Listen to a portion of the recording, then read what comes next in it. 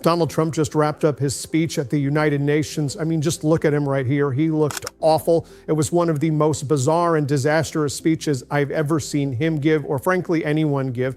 And that's saying a lot. Donald Trump first couldn't get up the escalator because the escalator stopped right as he was walking up to it, and then the teleprompter shut down right before he was set to give his speech. Who's ever behind that, well done, well done. Just watch what happened at the escalator first. Here, play this clip.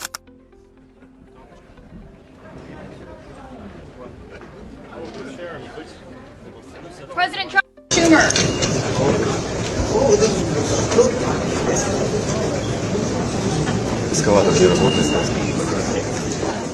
Right, then going into Donald Trump's speech right here, Donald Trump starts talking about, this is in a speech, he goes, Donald J. Trump, a real estate developer, wanted to develop this very land. How utterly embarrassing. Here, watch what went down. This is for real. Here, play this clip. And we have others that we're working on, and you know that. Many years ago, a very successful real estate developer in New York, known as Donald J. Trump, I bid on the renovation and rebuilding of this very United Nations complex. I remember it so well. I said at the time that I would do it for $500 million, rebuilding everything. It would be beautiful. I used to talk about, I'm going to give you marble floors. They're going to give you terrazzo. I'm going to give you the best of everything. You're going to have mahogany walls. They're going to give you plastic. But they decided to go in another direction, which was much more expensive at the time, and which actually produced a far inferior product. And I realized that they did not know. Now, here's the moment that the teleprompter stopped working at the beginning. Here, play this clip. Thank you very much. Very much appreciated.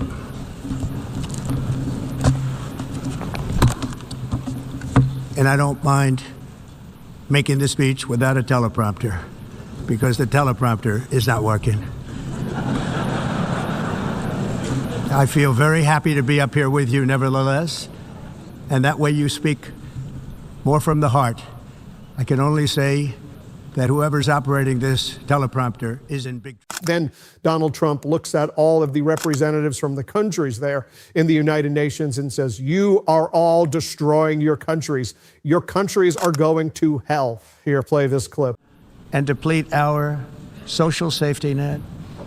We have reasserted that America belongs to the American people, and I encourage all countries to take their own stand in defense of their citizens as well. You have to do that because I see it. I'm not mentioning names. I see it, and I can call every single one of them out. You're destroying your countries. They're being destroyed. Europe is in serious trouble. They've been invaded by a force of illegal aliens like nobody's ever seen before. Illegal aliens are pouring into Europe. Nobody is ever, and nobody's doing anything to change it, to get them out. It's not sustainable. And because they choose to be politically correct, they're doing just absolutely nothing about it. And I have to say, yeah, like numerous foreign dignitaries have been saying, like this is the most embarrassing thing to go. How are you in the United States not humiliated by this? Most of us are humiliated by this. Then Donald Trump says, as part of his kind of fan fiction, fantasy world, that he goes, and he starts attacking former President Biden at the United Nations. He's like, we've rapidly reversed the economic calamity that we've inherited. Grocery prices are down. Inflation is down. We are in a golden age in the United States, thanks to me, the utterly deranged, all false, and the people who were there at the United Nations representing the other countries were like, oh my God, this guy is actually deranged. Here, play this clip. this is indeed the golden age of America. We are rapidly reversing the economic calamity we inherited from the previous administration, including ruinous price increases and record-setting inflation like we've never had before. Under my leadership, energy costs are down, gasoline prices are down, grocery prices are down, mortgage rates are down, and inflation has been defeated. The only thing that's up is the stock market, which just hit a record high. Then Donald Trump starts attacking London, and he says, I hate the mayor of London. Here, play this clip. I look at London, where you have a terrible mayor, terrible mayor, and it's been so changed, Now they want to go to Sharia law. But you're in a different country. You can't do that. Both the immigration and their suicidal energy ideas will be the death of Western Europe if something is not. Then Donald Trump starts talking about how the United States military is shooting fishing boats off the coast of Venezuela, and he kind of makes a joke about it. There are too many boats traveling on seas by Venezuela. They don't want to travel there anymore, as Donald Trump posts ISIS-style death videos that violate international law and violate kind of the United Nations' entire reason for being. Donald Trump mocking, killing people on fishing boats, and then posting the videos on his social media account. Here, play this clip. I've also designated multiple savage drug cartels as far as and you see this, and you see it happening right before your eyes. Let's put it this way: people don't like taking big loads of drugs in boats anymore. There aren't too many boats that are traveling on the seas by Venezuela. They tend not to want to travel very quickly anymore. And we've virtually stopped drugs coming into our country by sea. We call them the water drugs. They kill hundreds of thousands of people. I've also designated. Then Donald Trump attacks Brazil. He says, I'm sorry to say this, but Brazil is doing awful, and they're going to be doing worse. And he starts attacking the judicial system of Brazil. And again, at this point, our soybean farmers in the United States know that Brazil is getting all of our business right now from China and elsewhere. But anyway, go on, Donald. Here, play this clip. We actually agreed that we would meet next week. We didn't have much time to talk, like about 20 seconds. They were in retrospect, I'm glad I waited because this thing didn't work out too well. But we did talk. We had a good talk, and we agreed to meet next week, if that's of interest. But he seemed like a very nice man, actually. He liked me, I liked him. But if you, and I only do business with people I like. When I don't like them, I don't like them. But we had, at least for about 39 seconds, we had excellent chemistry. It's a good sign. But also in the past, Brazil, can you believe this, unfairly tariffed our nation, but now because of our tariffs, we are hitting them back, and we're hitting them back very hard. As president, I will always defend our national sovereignty and the rights of American citizens. So I'm very sorry to say this, that Brazil is doing poorly and will continue to do poorly. They can only do well when they're working with us. Without us, they will fail, just as others have failed. It's true. Next year, the United... Then Donald goes on to talk about the lie where he claims that he stopped 7 wars. He takes credit for stopping a war in Congo, which there's still war in Congo right now. He claims that he stopped the war between India and Pakistan, which he did not. And then he wants an award. He goes, and all I got from the United Nations, who didn't help me, nobody stopped as many wars as me. All I get is a broken teleprompter and a broken escalator. Here, play this clip. In Armenia and Azerbaijan, it included all of them. No president or prime minister, and for that matter, no other country has ever done anything close to that. And I did it in just 7 months. It's never happened before. There's never been anything like that. I'm very honored to have done it. It's too bad that I had to do these things instead of the United Nations doing them. And sadly, in all cases, the United Nations did not even try to help in any of them. I ended 7 wars, dealt with the leaders of each and every one of these countries, and never even received a phone call from the United Nations offering to help in finalizing the deal. All I got from the United Nations was an escalator that on the way up stopped right in the middle. If the First Lady wasn't in great shape, she would have fallen. But she's in great shape. We're both in good shape. We both stood. And then a teleprompter that didn't... Oh, he's got to go back and attack Brazil even more right here. Play this clip. For everyone and is sustainable into the future. We're also using tariffs to defend our sovereignty and security throughout the world, including against nations that have taken advantage of former U.S. administrations for decades, including the most corrupt, incompetent administration in history, the sleepy Joe Biden administration. Brazil now faces major tariffs in response to its unprecedented efforts to interfere in the rights and freedoms of our American citizens and others. with censorship, repression, weaponization, judicial corruption, and targeting of political critics in the United States. I have a little problem saying this because I must tell you, I was walking in and the leader of Brazil was walking out. We saw him and I saw him, he saw me, and we embraced. And then I'm saying, can you believe I'm going to be saying this in just 2 minutes? We actually agreed that we would meet next week. We didn't have much time to talk, like about 20 seconds. They were in retrospect, I'm glad I waited because this thing didn't work out too well. But we did talk. We had a good talk, and we agreed to meet next week, if that's of interest. But he seemed like a very nice man, actually. He liked me, I liked him. But if you, and I only do business with people I like, I don't. Donald Trump starts talking about renewable energy, which Donald Trump calls a green scam. And then he goes, you should listen to me. I predict everything right. You're all doing green scams. You need to stop it. Trump is right about everything. That's how he keeps talking about himself during this speech. Trump is right about everything. Here, play this. That have cost their countries fortunes and given those same countries no chance for success. If you don't get away from this green scam, your country is going to fail.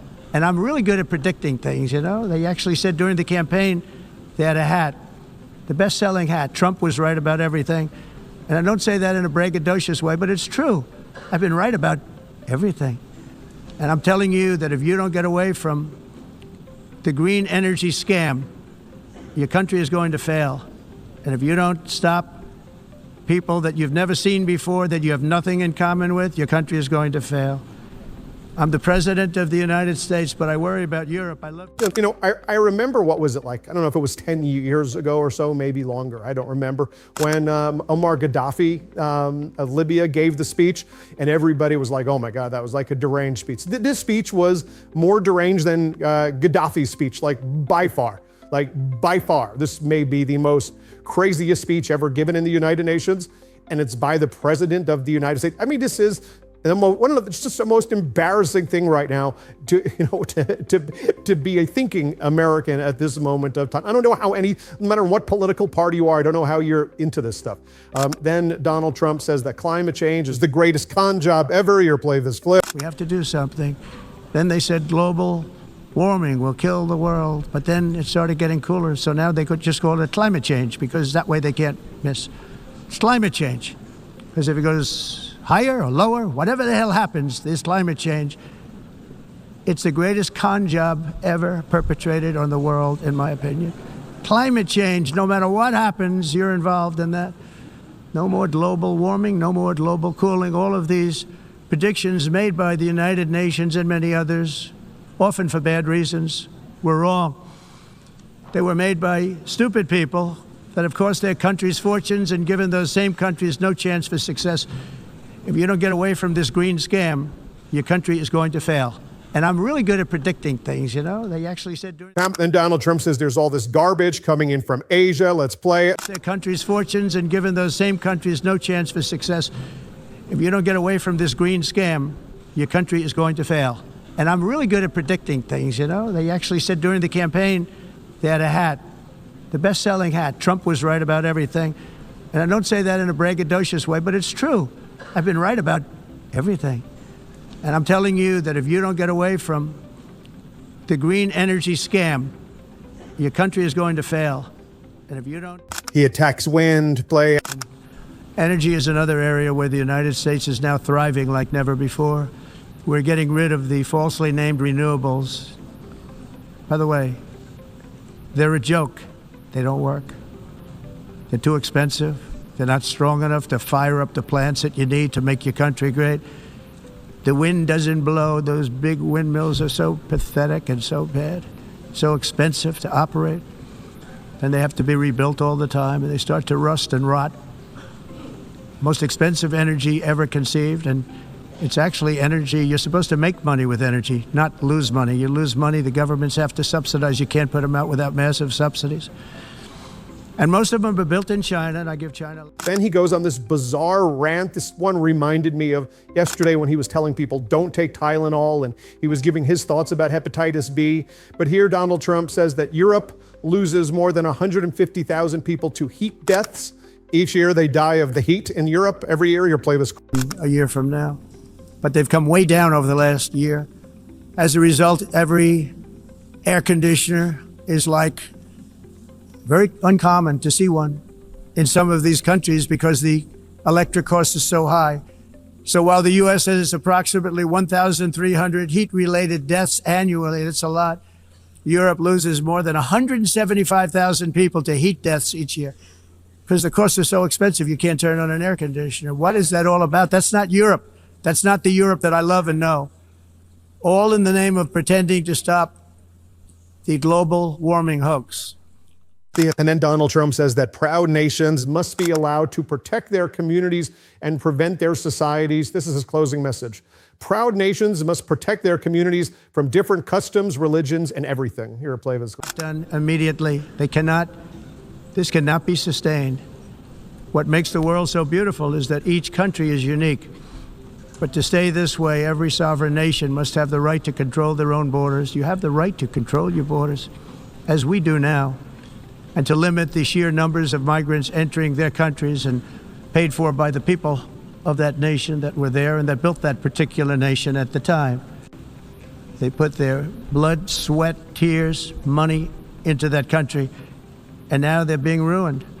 Proud nations must be allowed to protect their communities and prevent their societies from being overwhelmed by people they have never seen before with different customs, religions, with different everything, where migrants have violated laws, lodged false asylum claims or claims. Wow, that's the United States message to the world. Proud countries must protect their countries from other customs, religions, and all different things. Then Donald Trump posted, "It was a great honor to speak before the United Nations. I believe the speech was well received. I focus very much on energy and migration, immigration. I have been talking about this for a long time, and this forum was the absolute best from the standpoint of making these two important statements. I hope everybody gets to watch it. The teleprompter was broken, and the escalator came to a sudden halt as we were riding up to the podium. But both of those events probably made the speech more interesting than it would have been otherwise. It was always an honor to speak to the United Nations." I mean, so freaking strange right there. And then Fox has the sane wash. So let me just show you. I just showed you the clips, right, of what Trump said. Now Fox sane washes it and pretends that that was a great speech and it was normal. Watch as Harris Faulkner tries to act like this was a normal and courageous and heroic speech. This is how they brainwash their audiences, though. Here, play this. President Trump has been speaking at the United Nations General Assembly in New York City. He unfurled raw truth to countries in attendance there and to the rest of the world. And moments from now, the president is set to hold a meeting with the UN Secretary General. And that meeting will follow that long speech that put quite the spotlight on the different world order we are living in now. He even called the former President Joe Biden by name, comparing where the world was under Biden and while Biden was leading the United States and where we are now. The president talked in detail about his own foreign policy victories, the successful containment of illegal immigration into the United States. And he had a warning, too, for other countries with all those open borders. And, of course, he talked about the ongoing wars with Israel versus Hamas and Ukraine versus Russia. I'm Harris Faulkner. You are in the Faulkner Focus. So you saw his speech. Now you saw how Fox characterized it. That's why I show you the receipts. Anyway, hit subscribe.